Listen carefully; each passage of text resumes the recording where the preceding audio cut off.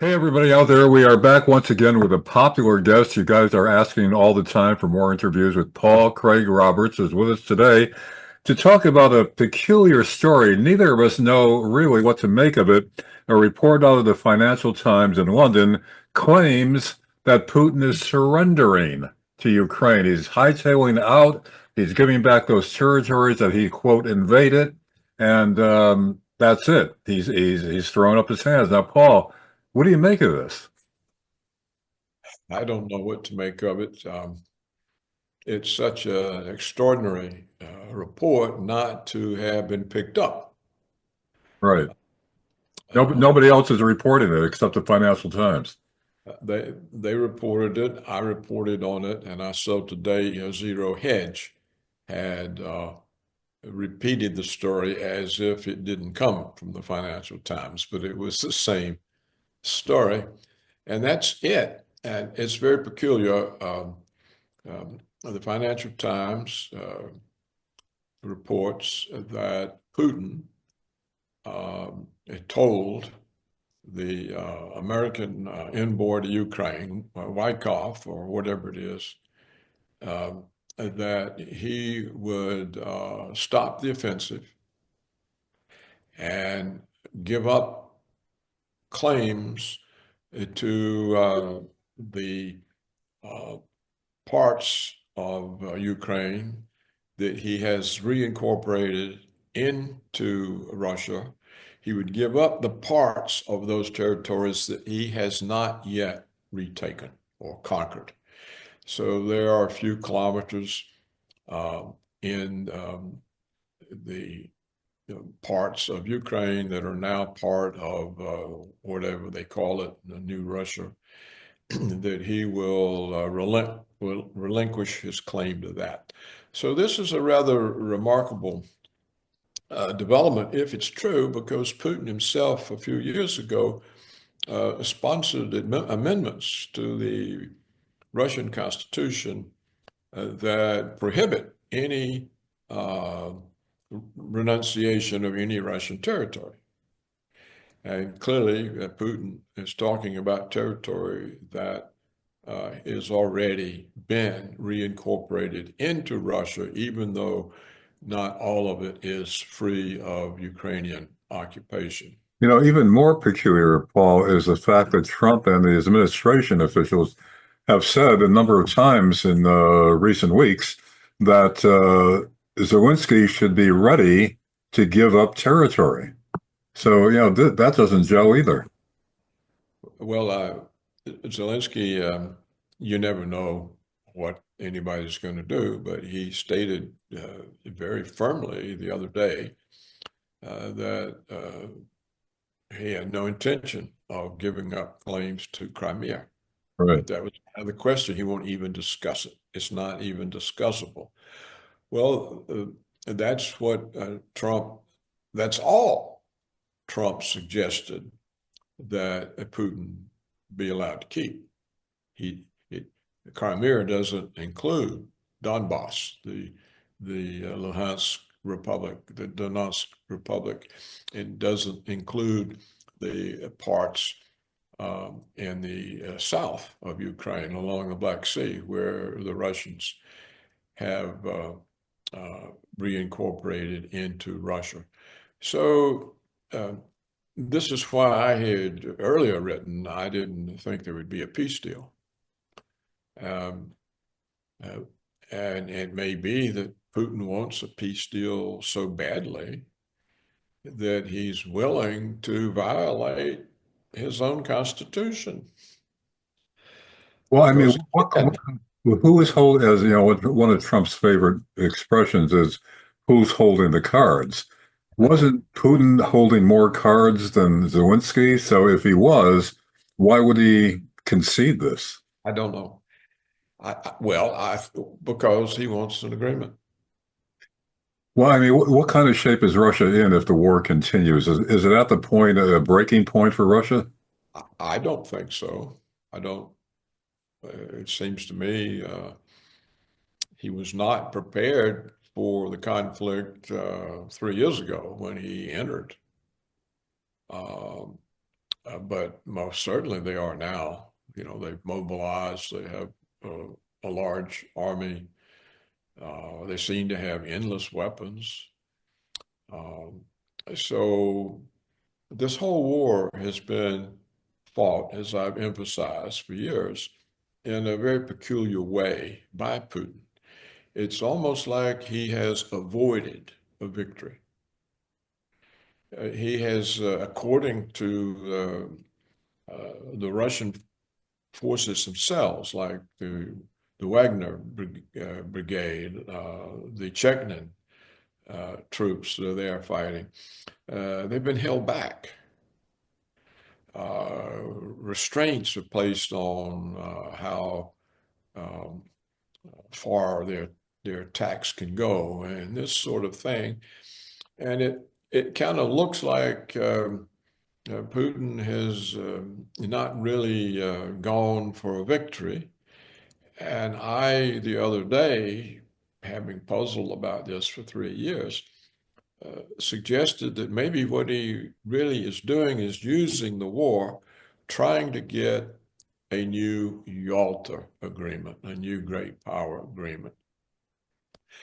And if he ends the war and wins it, he loses that opportunity. Explain you also for our viewers that may not be familiar with it.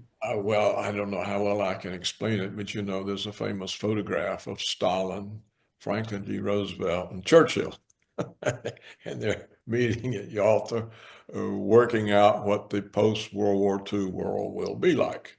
Hmm. So the three powers at the time, though I think Britain was really no longer a power by then, but and we pretended they were, and they did too. The three powers sort of made a deal on the post-war world. And so I think that, in fact, the Russians have been talking about that. There was a conference a few years ago, the Russian Academy of Sciences. I was asked to address it, and it was about a new Yalta, or it really was about the old Yalta. Would it be appropriate for our times? It was that type of thing. And lately, Russian commentators have been talking about a new Yalta. And the other day, somebody wrote in Foreign Affairs, some American, talking again about, you know, power politics, the sort of way Brzezinski thought about it. So there is an effort to create some sort of interest in working out a deal on how the world should be divided up and work. And it may be this is what's has been Putin's intention. Again, though, Paul, what's the relationship there? His withdrawal from Ukraine, his so-called surrender. How does that influence New Yalta? Well, he's trying to keep the negotiations going by offering these kinds of things. If he sees the negotiations failing, which it must be what he sees if he's realistic. I mean, what can you expect when Zelensky says he won't even discuss these issues? He won't even discuss Crimea. Well, Crimea has been part of Russia since they took it from, I think, the Turks in 1700, thereabouts. It's been the home of their naval base. When we busted Ukraine out of Russia, when the Soviet Union collapsed, you know, we tore Ukraine out and made it an independent country for the first time in its history. The Russians retained Crimea as their naval base. Technically, it was Ukrainian territory, but it was under Russian occupations where their naval base was. And they had like a 50-year lease on it. So it's never actually been part of the new Ukraine at all. And they had that vote that they would not go back. They would not be part of Ukraine. They would be part of Russia. So if if Putin sees that the peace negotiations are failing, and as he has already shown aversion to war, he's not really very gung-ho about war. And we have the reports, perhaps they're false, from Russian soldiers in the field that they've been restrained. And we've had complaints. You may remember the Chechen leader himself said, "What's going on? We're taking casualties. Why can't we win? We want to win. Let's get this over with." So if see, these things support the idea that Putin is using the war, and he's always wanted a grand understanding with the West. It was the refusal of the Biden regime to give him that in December of 2021 and January and February of 2022 that forced him into Ukraine. It was the flat refusal of the United States, the EU, and NATO to give any concern whatsoever to a mutual security agreement with Russia. Right. So that's what he wants. He stuck with the Minsk agreement for 8 years because he wants an agreement. Well, Because Paul, previously, a lot of the thinking was why he wasn't more aggressive and more immediately aggressive, so the war would be over quickly, was that he was afraid of bringing in the West, escalating it. So all along, he's been measured because he didn't want the West to come in full force. well, So but you see, Larry, why he was doing that. that argument's obviously false because it was prolonging the war that let the West get so involved. I've made this point from day one. I said, if you don't get this over with, you're going to have the Americans in it, the Europeans in it, NATO in it. And I pointed out, every weapon system that we would never give the Ukrainians, we gave them. Right. One after the So, and everything I said would follow from dragging out the war. I wrote over and over, the ever widening war, the ever widening war, the never ending war. That's got the West involved. But did Putin know that would be the effect, or is there any way that he could not have known that would have been the Well, effect? Larry, he may not have known at the start, but he had to see what was happening. If I can see what's happening and I'm not even involved in the conflict, No. surely at some point he had to see what was happening, that this was expanding the war. We got it all the way to the point where we're sending missiles into Mother Russia. Right. All right. How about this as a scenario that's playing out now? The reason for that Financial Times report of Putin's surrender is to increase chances of the conservatives in Russia, the militarists, of deposing Putin by saying, now he's surrendering, we got to get rid of him. Is that a feasible alternative?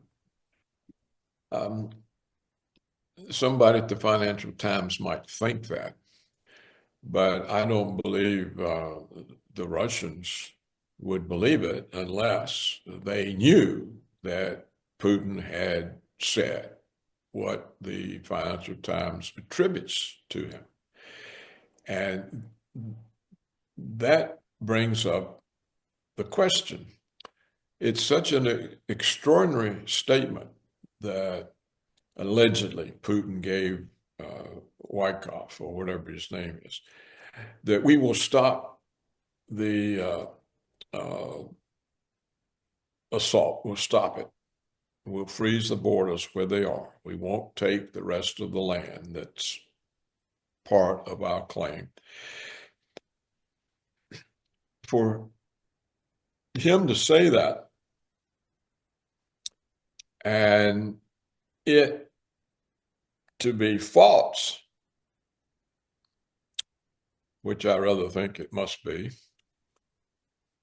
you would have the spokeswoman at the Russian foreign ministry.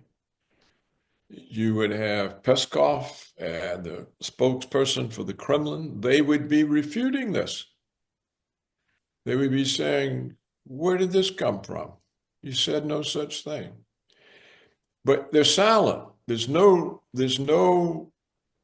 refutation of the Financial Times report that I can find in the Russian media. And that is a surprise. Now, it may well be the Russians are just worn out refuting things. They know it doesn't do any good, and they're just ignoring it because they may simply think it's so ridiculous it doesn't deserve being refuted. So we don't know if the Financial Times report is correct in any respect. And I think I didn't go so far as to say it indicates Putin's surrender. It's kind of a partial surrender or a semi. He gives up. It's a step back from the previous claims that all we want is the land we have already incorporated into Russia. It's part of Russia now. It's where Russian people live, with Russian culture, Russian language. It's never been Ukrainian. It was stuck in there by communist leaders in the past. They've been oppressed by the Ukrainians, and we're just taking it back into Russia so they're protected. So another this is a step back. If he has said we'll freeze the lines where they are, that means he's leaving some of that territory or giving up claims that he had previously made. And as I said, and I may be wrong, but I think it's true. Some years back, Putin had amendments to the Constitution, and these amendments prohibit giving up any Russian land. So how can he go against his own Constitution? So when you look at all of this, it really doesn't make any sense.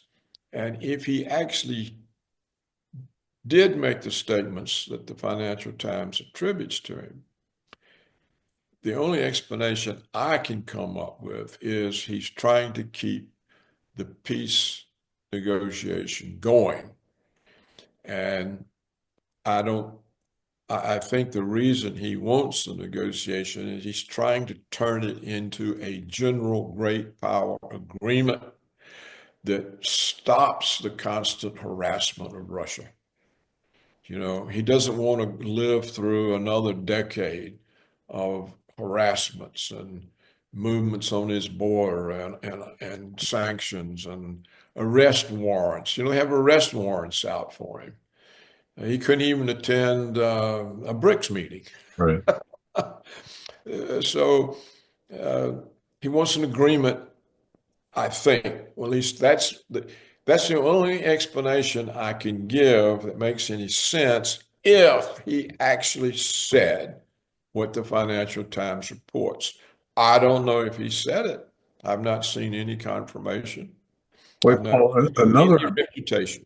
another mystery to me is why the American media, which is largely on board with Ukraine, with Putin being the bad guy, even Fox News, it's all in for Ukraine against Putin.